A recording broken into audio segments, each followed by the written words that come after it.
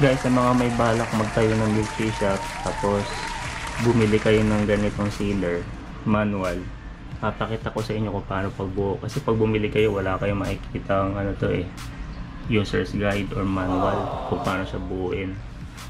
Kaya ito. So pagbukas mo sa box, ito yung makikita mo. Tapos may kasamang 4 na ganito, kulay orange. Tapos 2 ganito, may washer, may spring. Tapos isang mahaba na tubo, saka itong maliit na to. Papakita ko sa inyo kung saan nilalagay yung mga yan.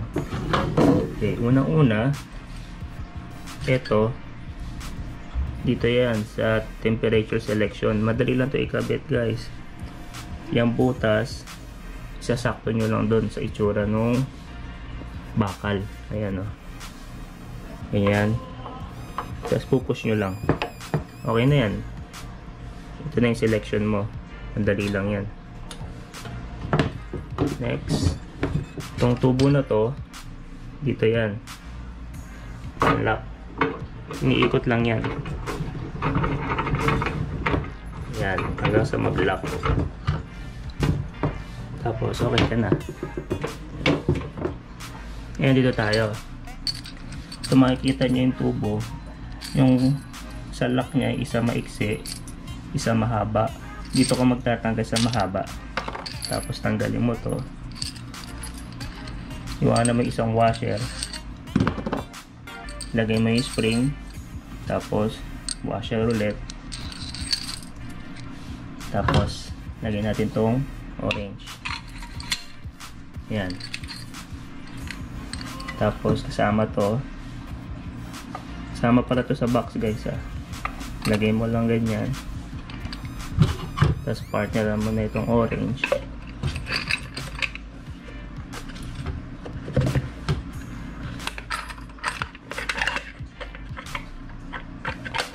Yan.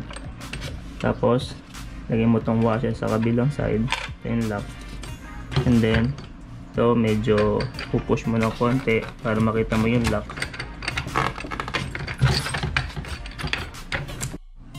At kapag nailagay nyo na, guys, ganito lang. Papansin nyo, yan o, may ukit doon. Sakto kasi yan dito. Pagkanto. Yan. Ito tayo, guys, sa second part. Ulit dun tayo magtatanggal sa mas mahaba. Tanggalin mo muna itong dalawa.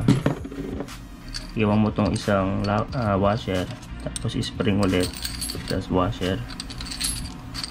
Tapos itong sealer natin, guys, itong plastic, make sure lang na kapag natanggal na siya, pag ganito itsura niya, pag kinabit nyo sa ilalim, tingnan nyo pag ganito. Okay, pag ganyan. Sulitin lang ulit natin yung proseso kanina. Pasok natin itong orange sa plastic. Tapos ito tayo sa plastic sealer. Yan. Naipasok nyo na. Lock lang natin nito.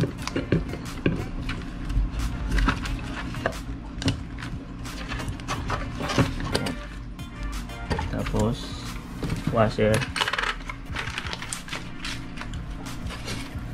Then itong lock na bakal.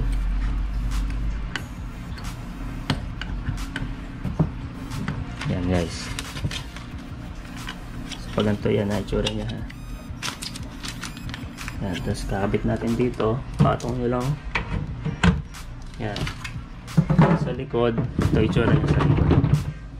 Yan. Ganito.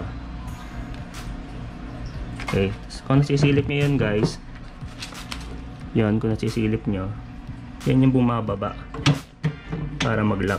Doon nyo siya ipapasok in between dito. So ganito, takin nyo lang, tapos pasok nyo doon. Yan. Abangan nyo lang yan sa kabila.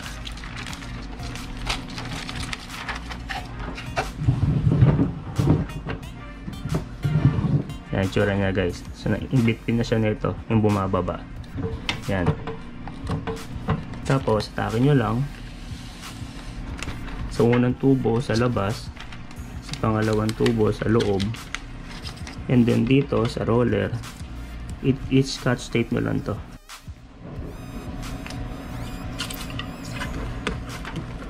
Yan, pag na-tape na siya, okay na. Ganito lang. Okay, ngayon yung trial and error na part, itututok nyo itong design doon sa bilog sa ilalim.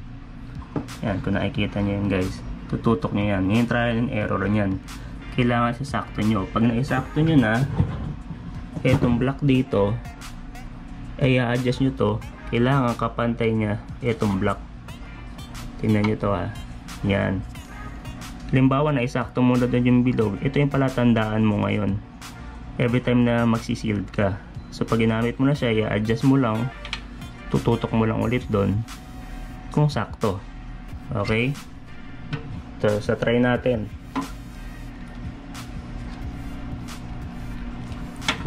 Kailangan nyo pala guys bumili ng ganito, yung tatluhan.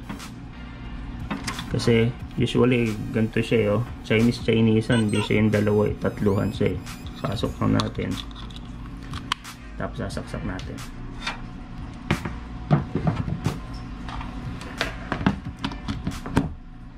Dito sa gilid, makikita nyo, ito yung on and off. On off. Pag in-on nyo siya, naka-green. Antayin natin umilaw yung orange. Siguro mga 1 to 2 minutes to, medyo matagal. Tapos lagay nyo lang to sa 150. Kasi pag 250, masusunog yung yung plastic saka yung cup ninyo. 150, 1 to 2 minutes, antayin lang natin to na magkulay. Itong kulay orange na to, na umilaw.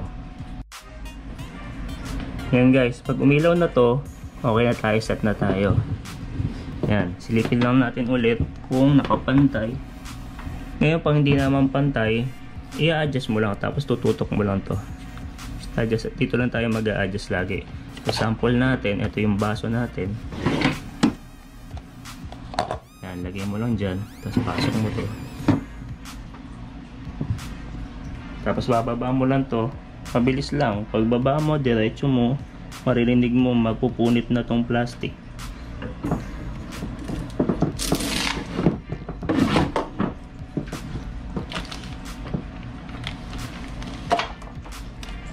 Ginagawa mo.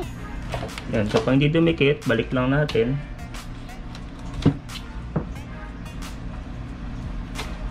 Ulitin mo lang. Ito yung trial and error na part na sinasabi ko sa inyo guys.